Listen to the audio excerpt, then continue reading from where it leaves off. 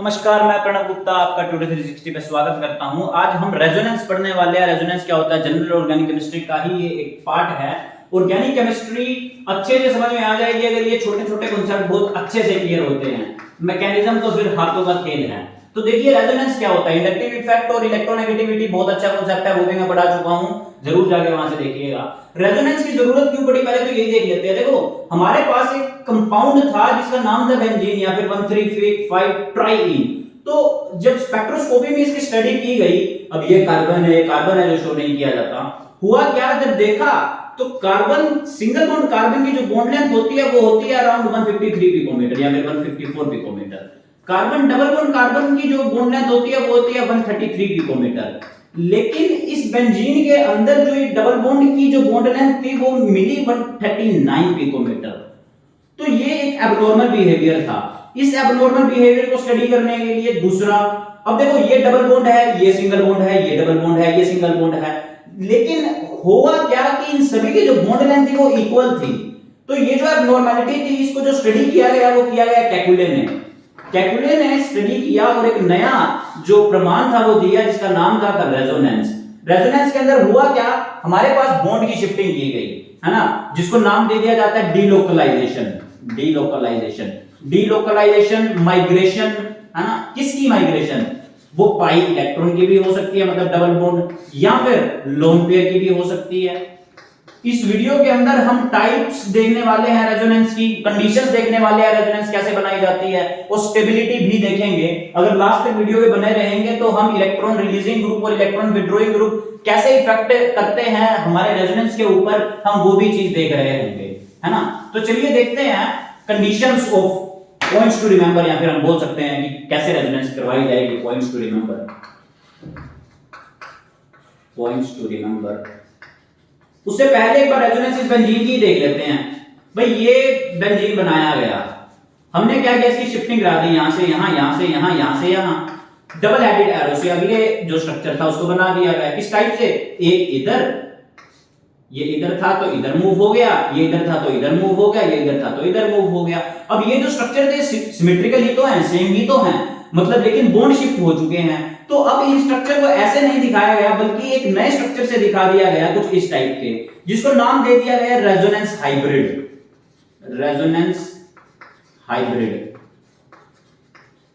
और ये जो दो ऊपर स्ट्रक्चर बने हैं इनको नाम दे दिया गया रेजोनेटिंग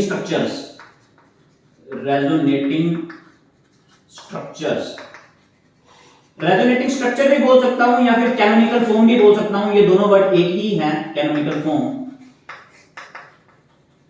तो होने क्या वाला था, कंडीशंस के ऊपर स्टडी किया गया और सबसे जो ज्यादा स्टेबल स्ट्रक्चर था वो था हमारा ये रेजोनेंस हाइब्रिड वाला।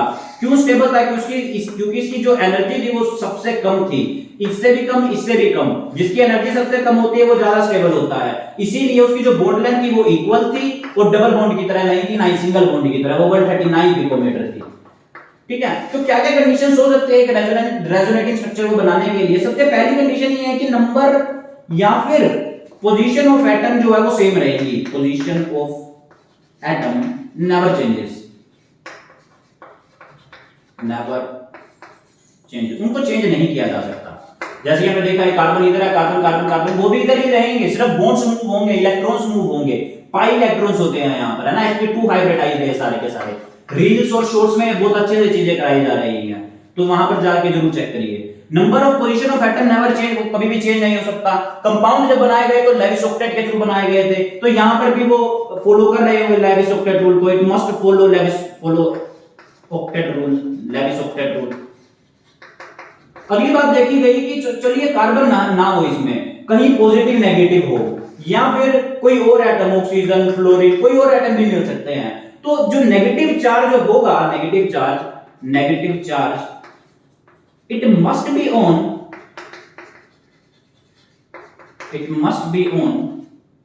more electronegative atom। more electronegative को मैं ऐसे दिखाता हूं, it must be on more electronegative atom। आप जानते भी हो जब ज्यादा इलेक्ट्रोनेगेटिव होगा वो इलेक्ट्रॉन को ले रहा होगा तो नेगेटिव चार्ज आएगा, और अगर ज्यादा इलेक्ट्रोनेगेटिव एटम नेगेटिव चार्ज लेगा तो पॉजिटिव चार्ज किस पे होगा? लेस इलेक्ट्रोनेगेटिव एटम के पास, लेस इलेक्ट्रोनेगेटिव एटम। पांचवी जो कंडीशन थी वो बोल दी जाती थी इक्विवेलेंसी से, मतलब जो स्ट्रक्चर हम बना रहे हैं वो इक्विवेलेंट होने चाहिए तो ज्यादा स्टेबल होगा, मतलब ये इक्विवेलेंट स्ट्रक्चर है तो ये ज्यादा स्टेबल होगा। तो मैं क्या बोल रहा हूं, equivalent structure must be favoured, equivalent structure must be followed.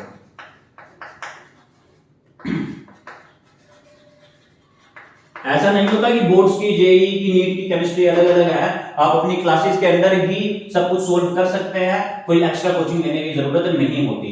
तो देखिए इक्विवेलेंट स्ट्रक्चर फॉलो होंगे, इसका भी एक एग्जांपल उठा लेते हैं। For example acetic acid, acetic acid में क्या होगा, जब इस प्रोटॉन को रिमूव करवा दिया जाएगा, प्रोटॉन मतलब H पॉजिटिव बाहर निकल जाएगा, तो यहाँ क्या बचेगा, नेगेटिव चार्ज। अब इसका जो स्ट्रक्चर है कुछ इस टाइप से होता है, मैं इसका नहीं बोल रहा हूं, सिर्फ इसका कार्बन का बोलेंगे, एक डबल बॉन्ड इधर, एक O नेगेटिव इधर। अब नेगेटिव उठ के इधर आएगा, डबल बॉन्ड उठकर इधर चला जाएगा, तो जो स्ट्रक्चर है कुछ इक्विवेलेंट मिल जाएगा। ये O नेगेटिव यहां आ जाएगा, डबल बॉन्ड यहां। क्या ये सिमिलर है? सिमिलर है। रेजोनेंस हाइब्रिड अगर देंगे तो कैसे दूंगा, H3C। अब एक O इधर है, एक O इधर है। अब ये नेगेटिव बॉन्ड कहां है या फिर डबल बॉन्ड कहां है हमें नहीं पता, ये दोनों ही कार्बन पे इक्विवेलेंट होगा, तो इसलिए इसको रेजोनेंस हाइब्रिड बोला जाता है, जिसकी एनर्जी सबसे कम होगी और सबसे ज्यादा स्टेबल होगा, तो ये फेवर होंगे रेजोनेटिंग स्ट्रक्चर। बट अगर मैं मान लो फिनोल का उठा लूं, फिनोल मतलब फिनोल OH, H चला जाएगा तो यहाँ पे नेगेटिव आ जाएगा, नेगेटिव आ गया तो इसका कुछ रेजोनेटिंग स्ट्रक्चर इस टाइप से बनेगा, ये नेगेटिव इधर, ये इधर। अब देखो ना कि हमारे पास अब जो ये बना है इनमें नंबर ऑफ बॉन्ड तो सेम है, बट इनका जो स्ट्रक्चर है वो सिमिलर नहीं है, इक्विवेलेंट नहीं है, तो ये इतने स्टेबल नहीं है। तो इसलिए अभी क्या बोला जाएगा कि इसकी जो स्टेबिलिटी है वो इससे ज्यादा होगी, acetic acid is more stable then phenol. ये क्वेश्चन भी अच्छे से पूछा जाता है, बट आप इसका रीजन जान चुके हो। क्यों? क्योंकि हम कंडीशन जान चुके हैं एक रेजोनेटिंग स्ट्रक्चर को बनाने के लिए, रेजोनेंस को करवाने के लिए क्या क्या कंडीशन होंगी। आप फास्ट फॉरवर्ड करिए, स्लो फॉरवर्ड करिए, मैं जल्दी जल्दी बढ़ाता जाऊंगा, कम टाइम में ज्यादा चीजें सीख रहे होंगे। दूसरी बात हम देखते हैं types of resonance. Types of resonance कुछ ऐसे भी देखो बच्चों क्वेश्चन आ सकता है, मान लो मैं ये बना दूं, मान लो कि कुछ इस टाइप का आइटम है कि यहां पर O नेगेटिव है, ये हमारा डबल बॉन्ड है, अगर मैं यहां पर नेगेटिव लगा दूं, यहां पर डबल बॉन्ड लगा दूं, है ना, या फिर मैं ऐसे भी देख सकता हूं कि एक हमारे पास OH है यहां पर और दूसरा हमारे पास मॉलिक्यूल कुछ इस टाइप का है, एक H इधर, एक H इधर और ये O नेगेटिव। वो पूछेगा क्या ये रेजोनेटिंग स्ट्रक्चर है, क्या ये रेजोनेटिंग स्ट्रक्चर है, क्या ये रेजोनेटिंग स्ट्रक्चर है? बिल्कुल नहीं है। क्यों नहीं है? हाइड्रोजन को हमने चेंज कर दिया, हाइड्रोजन को नीचे ले आए, बट ऐसा नहीं होता है ना, position of atom can never be change, तो ये रेजोनेटिंग स्ट्रक्चर नहीं है। यहां पर पोजीशन सेम है तो ये रेजोनेटिंग स्ट्रक्चर होंगे।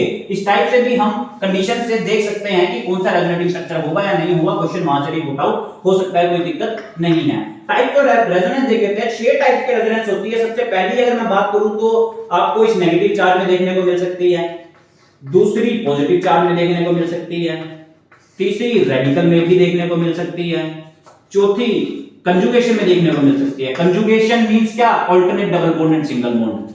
पांचवी अगर मैं देखूं तो आपको ऐसे भी देखने को मिल सकती है कि एक ऐसा कंपाउंड, एक ऐसा एटम जुड़ा हुआ है जिसके पास क्या है, लोन पेयर है।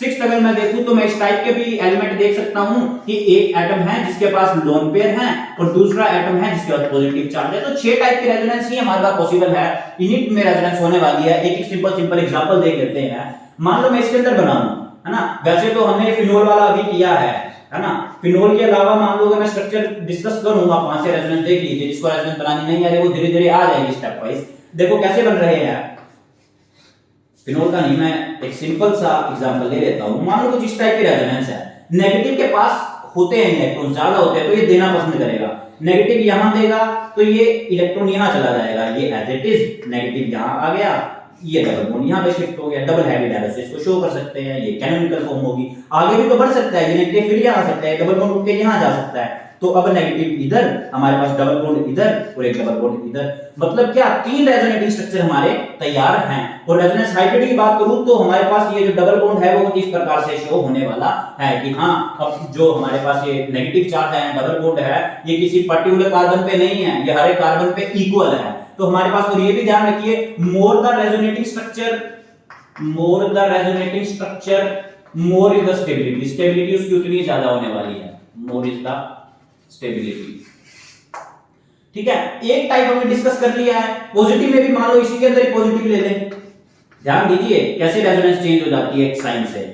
यहां पर नेगेटिव था तो इलेक्ट्रॉन थे उठ के इधर जा रहे थे, बट पॉजिटिव खाली हो गया, इसको इलेक्ट्रॉन चाहिए तो ये उठ के इधर आएगा, डबल बॉन्ड उठ के आया। अब इसने इलेक्ट्रॉन दिया है, इसके पास तो एज इट इज है, इस कार्बन के पास तो बॉन्ड है ना। अब इसके पास आ गया तो यहाँ पे पॉजिटिव, और इस पॉजिटिव के साथ इलेक्ट्रॉन लिया तो नेगेटिव, नेगेटिव पॉजिटिव न्यूट्रल, तो यहाँ पे कोई भी चार्ज नहीं आ रहा होगा, तो एक रेजोनेटिंग स्ट्रक्चर बन चुका है। अब भी ये इधर जा सकता है तो पॉजिटिव चार्ज इधर, डबल बॉन्ड इधर और ये इधर, तो इस टाइप से रेजोनेंस देखने को मिल सकती है। रेडिकल की अगर मैं बात करूं, इसी में रेडिकल की बात भी कर लेते हैं। ये रेडिकल है, देखो जी रेडिकल कैसे रेजोनेंस करने वाला है आपको देखना होगा कि जो डबल बॉन्ड होता है वहां पे होमोलिटिक क्लीवेज हम करवा रहे होते हैं। होमोलिटिक क्लीवेज मतलब क्या, सेम एटम के बीच जिनके बीच में इलेक्ट्रोनेगेटिव डिफरेंस है ही नहीं, उनको अलग अलग, भाई एक बॉन्ड 2 इलेक्ट्रॉन का बना हुआ होता है, तो ये दोनों इलेक्ट्रॉन मैंने अलग अलग दे दिए। अब इसका इलेक्ट्रॉन ये क्या करेगा, पेयर कर जाएगा। तो हमारे पास अब किस टाइप का कंपाउंड आने वाला है, रेडिकल इधर बनेगा और ये डबल बॉन्ड तैयार। अब दोबारा फिर ये भी टूट सकता है, ये टूटेगा, अब ये जुड़ जाएगा, ये जुड़ेगा तो स्ट्रक्चर जो है रेडिकल इस साइड आ जाएगा और स्ट्रक्चर इस प्रकार का आपका तैयार हो जाएगा। रेडिकल में भी रेजोनेंस जो है बहुत ज्यादा सिंपल है। डबल कंजुगेशन जो है वो बहुत ज्यादा इंपॉर्टेंट है, अक्सर देखने को मिल जाती है। देखो अब ना पॉजिटिव है ना नेगेटिव है ना रेडिकल है, करे क्या, इस डबल बॉन्ड को उठा के इधर फेंक दे, इस डबल बॉन्ड को उठा के इधर फेंक दे, कंप्लीट डिलोकलाइजेशन होने वाली है। अगर इलेक्ट्रॉन यहां से उठाया गया जो देता है वो पॉजिटिव होता है, इस कार्बन से दिया तो ये पॉजिटिव, यहां पर तो डबल बॉन्ड बना हुआ है इस कार्बन के पास, यहां भी था यहां भी है, ये एज इट इज बन जाएगा। अगर ये एज इट इज बन चुका है, यहां से डबल बॉन्ड उठकर यहां आ चुका, मतलब इस कार्बन ने इलेक्ट्रॉन को लिया होगा तो नेगेटिव यहां आ गया, तो इस टाइप से रेजोनेटिंग स्ट्रक्चर को स्टडी किया जा सकता है। अगर मैं लोन पेयर की बात करूं तो क्या होगा, लोन पेयर हमेशा क्या होगा, अपने आप में इलेक्ट्रॉन को डोनेट कर रहा होगा, मतलब दोनों ही चीज हो सकती है। मान लो एक चीज मैं ये भी कर सकता हूं, ये इधर गया ये इधर गया, अगर मैं कुछ ऐसा कर रहा हूं तो क्या होगा, ये इलेक्ट्रॉन को ले रहा है मींस नेगेटिव आ जाएगा, ये हमारे पास डबल बॉन्ड बन जाएगा ए और इधर पॉजिटिव आ जाएगा। एक और चीज हो सकती है, अगर मैं इस डबल बॉन्ड को उठा के इधर फेंक दूं, है ना, अगर डबल बॉन्ड को इधर फेंक दिया तो ए के पास क्या आ जाएगा, पॉजिटिव आ जाएगा, तो इस टाइप से भी रेजोनेंस हो सकती है। रेजोनेंस दोनों ही प्रकार से आपको लोन पेयर और इस वाले कंडीशन में आपको देखने को मिल सकती है। सिक्स्थ जो कंडीशन है वो भी देख लेते हैं। अगर हमारे पास कोई एक ऐसा कंपाउंड है जिसके पास एक के पास लोन पेयर है, एक के पास पॉजिटिव चार्ज है, फॉर एग्जांपल H3CO, यहां पर लोन पेयर बना देता हूं, ये पॉजिटिव चार्ज है, तो ये लोन पेयर उठ के यहां चला जाएगा, यहां चला गया, इसने इलेक्ट्रॉन लिए नेगेटिव पॉजिटिव न्यूट्रल, इस पे पॉजिटिव आ जाएगा, इलेक्ट्रॉन दिया तो इसने डबल एडेड एरो से इसको शो कर सकता हूं, कोई दिक्कत नहीं है, ये पॉजिटिव और ये एक CH2 के साथ डबल बॉन्ड तैयार है। तो आपका ये भी कंपाउंड आपको देखने को मिल सकते हैं। टाइप्स ऑफ रेजोनेंस हमने देख ली है, कंडीशंस भी हमने पढ़ ली है। कंडीशंस के बाद हम क्या पढ़ने वाले हैं, स्टेबिलिटी पढ़ने वाले हैं। वो आपसे पूछेगा, दो मॉलिक्यूल देगा रेजोनेटिंग स्ट्रक्चर, वो पूछेगा कौन सा ज्यादा स्टेबल है, तो उसके लिए हम स्टेप वाइज पढ़ रहे होंगे, स्टेप वाइज चीजें देख रहे होंगे। कौन कौन सी स्टेप वाइज चीजें देख रहे होंगे, देखो सबसे पहली अगर मैं बात करूं तो हमें यह देखना होगा जो भी हमारे पास न्यूट्रल होगा, न्यूट्रल मॉलिक्यूल हमेशा ज्यादा स्टेबल होगा as compare to charged molecule, है ना। एग्जांपल हम एक साथ बाद में देखते हैं। न्यूट्रल जो है वो ज्यादा स्टेबल हो रहा होगा चार्ज से। अब चार्ज में भी दो प्रकार के आ सकते हैं, कुछ मॉलिक्यूल ऐसे में भी कंपैरिजन दे सकता है जिसमें ज्यादा चार्ज है, ऐसे भी कंपैरिजन दे सकता है जिसमें लेस चार्ज है। तो लेस चार्ज भी जो होंगे, लेस चार्ज वो भी क्या होंगे, वो ज्यादा स्टेबल होंगे as compare to more charge. एक और चीज देख सकते हैं कि दूसरा जो स्टेप होगा उसमें देखेंगे number of bonds. More number of bond, जिसके अंदर नंबर ऑफ बॉन्ड ज्यादा होंगे वो ज्यादा स्टेबल होगा। More number of bond leads to stability, है ना, ज्यादा जिसमें बॉन्ड्स होंगे वो ज्यादा स्टेबल होगा। तीसरा, अच्छा ऑक्टेट रूल की भी बात करेंगे। अच्छा स्टेप वाइज है, जब भी स्टेबिलिटी की बात आएगी तो स्टेप वाइज ही चेक करोगे। तीसरा क्या है, ऑक्टेट कंप्लीट होनी चाहिए। अगर ऑक्टेट ही कंप्लीट नहीं है तो हमारे पास जो मॉलिक्यूल है हमारा अनस्टेबल है। चौथी बात हमने कंडीशन में भी की थी कि मोर इलेक्ट्रोनेगेटिव एटम जो होगा उस पे नेगेटिव चार्ज होगा और लेस इलेक्ट्रोनेगेटिव जो होगा उस पर पॉजिटिव चार्ज देखने को मिल सकता है। अगर दोनों ही प्रेजेंट है, पॉजिटिव भी है नेगेटिव भी है, या फिर दो पॉजिटिव है दो नेगेटिव है, तो उस कंडीशन में क्या होने वाला है, डिफरेंट चार्जेस जो होंगे, different charges it must be close to each other, must be close to each other. Seventh बात क्या बोलेगा, भाई डिफरेंट चार्ज अगर क्लोज है तो सेम चार्ज कैसे होंगे, डिस्टेंट प्लेसेस पे होंगे, दूर दूर होंगे। Same charge must be far away या फिर must be at distant places. Example से डील कर लेते हैं इन सभी की। और एक पॉइंट तो हमने पहले से ही देख चुके हैं कि इक्विवेलेंट स्ट्रक्चर ज्यादा स्टेबल होगा। Equivalent structures are more stable, वो ज्यादा स्टेबल होंगे as compare to non equivalent structure. मान लो एग्जांपल देख लेते हैं कि हमने एक एग्जांपल पहले भी डिस्कस करा था, उसमें भी इस पॉइंट को पढ़ा जा सकता है कि मान लो ये नेगेटिव है, ये यहाँ पर डबल बॉन्ड है, एक ये है। अगर यहाँ पर डबल बॉन्ड लगा दूं, ये ओ नेगेटिव लगा दूं तो यहाँ है। इन दोनों में से कौन ज्यादा स्टेबल है? हाँ, रेजोनेटिंग स्ट्रक्चर है ये दोनों। वहां पर हमने डिस्कस की थी इस बात को पहले भी, अगर प्रीवियस आप स्टडी करो। लेकिन स्टेबल कौन सा है इनमें से? ये ए है, ये बी है, इनमें से ज्यादा स्टेबल कौन है? हमने क्या बोला?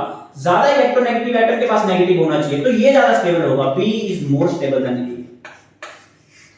एक और बात करूं, मान लो अगर मैं इसको ऐसे जोड़ दूं कि यहां पर मैंने क्या किया, यहां पे OH लगा दिया, है ना, इधर से मैंने ये N जोड़ दिया, ये CH3 जोड़ दिया और इधर से H जोड़ दिया, डबल बॉन्ड O लगा दो। एक ये है। दूसरी बात, अगर मैं ये स्टडी करूं, इसको मैं OH डाल दिया, ये इधर डबल बॉन्ड N डाल दिया और ये NCH3, तो इनमें से कौन ज्यादा स्टेबल होगा? अगर आप ध्यान से देखो 1 2 3 4 5 6, 1 2 3 4 5 नंबर ऑफ बॉन्ड्स इसमें ज्यादा है। जिसमें नंबर ऑफ बॉन्ड ज्यादा वो ज्यादा स्टेबल। तो ए और बी में से कौन ज्यादा स्टेबल हुआ? ए ज्यादा स्टेबल हुआ। इस प्रकार से भी आप चीजें देख सकते हैं। और एग्जांपल देख लेते हैं, स्टेबिलिटी के कंफ्यूजन हमारी दूर हो जाएगी। मान लो कि हम एक एग्जांपल देख लेते हैं कुछ इस टाइप का।